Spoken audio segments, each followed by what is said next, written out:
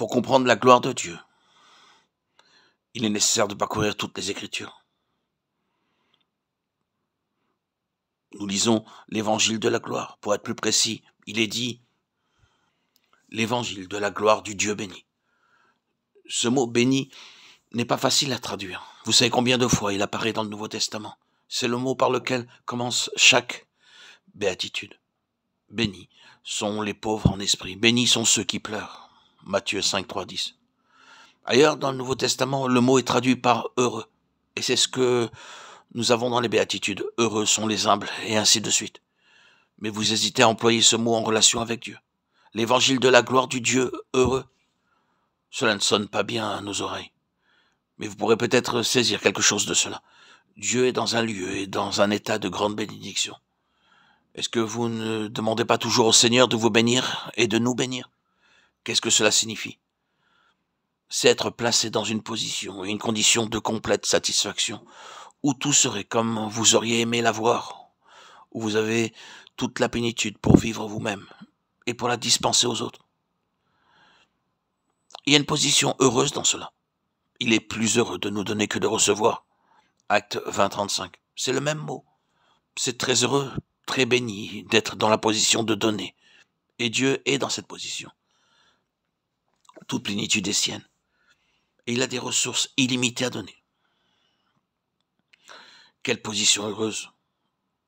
L'heureux, le Dieu béni. Allons un peu plus loin maintenant, c'est l'évangile de la gloire de Dieu béni.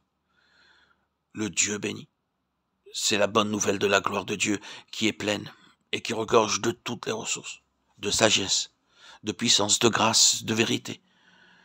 C'est d'un tel Dieu que procède l'évangile, la bonne nouvelle. Je dis que l'évangile du salut est une chose immense. Qu'est-ce que vous comprenez quand on évoque le salut et l'évangile? Est-ce être délivré de la culpabilité, de la condamnation et des conséquences du péché ici-bas et surtout après? Et peut-être certaines autres bénédictions telles que la science et bien d'autres choses. Mais par cela, vous avez seulement touché la frange de l'évangile. Je le dis encore, ce n'est pas un autre évangile, un deuxième évangile, c'est un seul et même évangile. Si cet évangile de plénitude avait été prêché, il y aurait des situations très différentes aujourd'hui dans le monde de celles que nous voyons. Le problème vient de la petitesse de l'évangile qui est prêché. C'est l'évangile du Dieu béni, la bonne nouvelle de la gloire du Dieu, qui est tout suffisant en lui-même, et pour nous tous. Ce mot béni n'est pas facile à traduire. Mais il est une bénédiction pour nous. Si nous accueillons Dieu dans ce don qu'il fait de lui-même, à travers l'évangile, nous recevons toutes les bénédictions terrestres et spirituelles venant du ciel.